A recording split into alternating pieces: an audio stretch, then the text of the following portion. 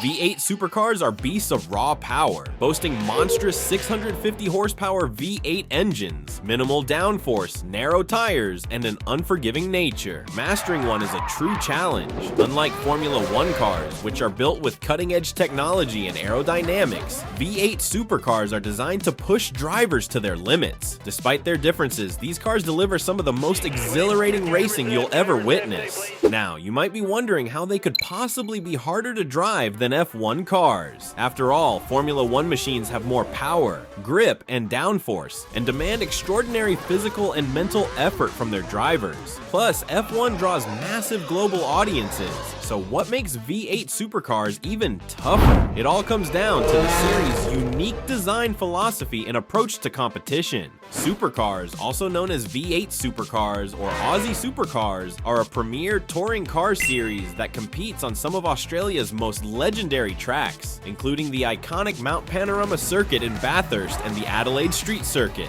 What sets V8 Supercars apart is their immense power, low grip tracks, daring overtakes, and the spectacle of cars launching over curbs. The cars are based on large sedans like the Ford Falcon and Holden Commodore. Although they resemble road cars, these are purpose-built touring machines. And just looking at them, you can begin to understand why they're so tricky to handle. Imagine this. You're strapped into a car with a monstrous engine under the hood, pumping out absurd amounts of power. The tires gripping the road. They're surprisingly skinny for a beast like this. And aerodynamics, forget about it. Downforce is practically non-existent. Sounds wild, right? Well, buckle up, because this combination creates a driving experience that's as thrilling as it is challenging. Here's where things get really interesting. The true difficulty lies in how these machines handle direction changes. Picture yourself coming out of a corner and slamming on the accelerator. If the tires can't generate enough friction to handle the massive torque, you're met with glorious tire-screeching wheel spin. It's a delicate dance between power, grip, and control. Back to V8 Supercars. The series' roots date back to the 90s when Ford and Holden dominated the Australian Touring Car Championship. These Class A cars were the fastest in the series, competing alongside Skyline GTRs, BMW M3s, and Ford Sierra Cosworths. But if you know Aussie Supercars, you know the rivalry has always been about two brands, Ford versus Holden.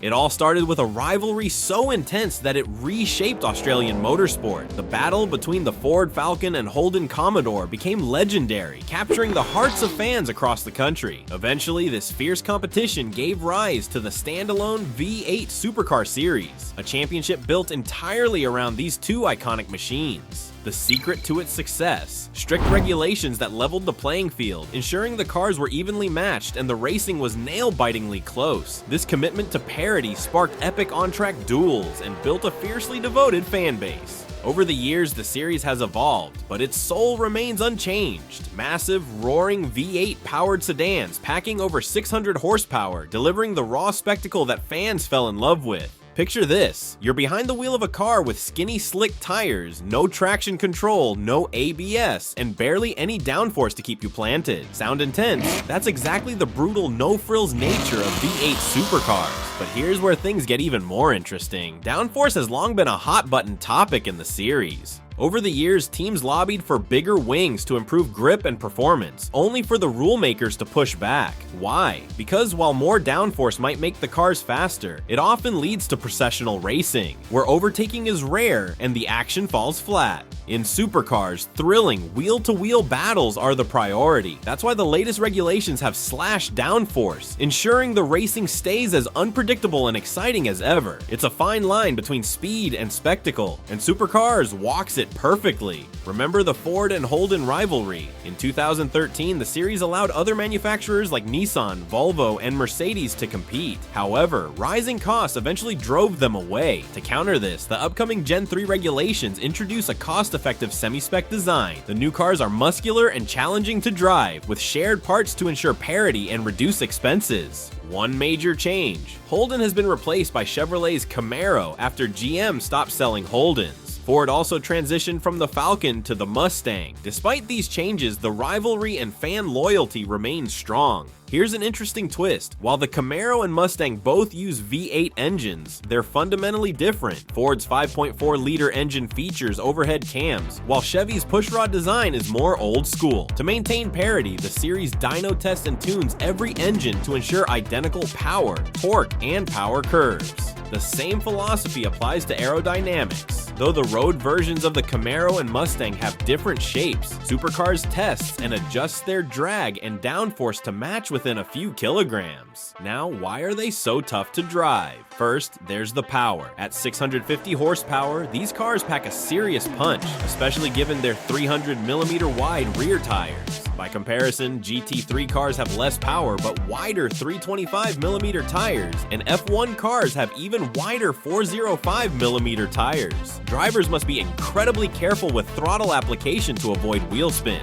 Now imagine this. You're barreling down the track in a heavy, brutally fast V8 Supercar. Suddenly, it's time to brake. But there's no ABS to save you. Bringing these beasts to a halt isn't just about slamming the pedal. It's a test of precision and control. The real challenge comes in the split-second transition from braking to turning. With so little downforce, the car's stability is almost entirely in your hands. Get it wrong, and you're fighting understeer, oversteer, or worse. But nail it, and you're flying through the corner with pinpoint accuracy. As Lucas, a former Nissan factory driver, once said, the secret to fast laps lies in the final moments of braking. Smooth, controlled inputs are everything. They separate the drivers who merely survive from those who dominate. Gear shifting is another skill test. While upshifts are easy thanks to flat shifting, downshifting is more demanding. Drivers must heel and toe, blipping the throttle mid-brake to match engine and wheel speeds. It's tricky in any car, but with the added challenge of difficult braking, it separates the good from the great. Now picture 24 of these beasts hurtling through the tight streets of Adelaide or Surfer's Paradise, with massive curbs and daring overtakes. That's why V8 Supercars are so tough to drive, and why they're one of the most underrated racing series in the world. Not only race car V8s are difficult to drive, street V8s are also difficult to drive, and you only have to watch videos. Mustangs are notoriously challenging to handle, especially for inexperienced drivers due to their powerful rear-wheel drive setup and high torque output,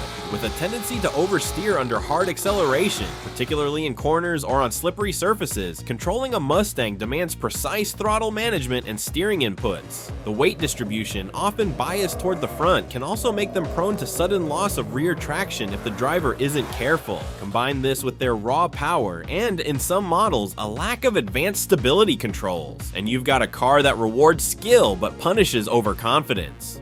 We have endless videos on the internet of Mustangs trying to drift and ending up off the road.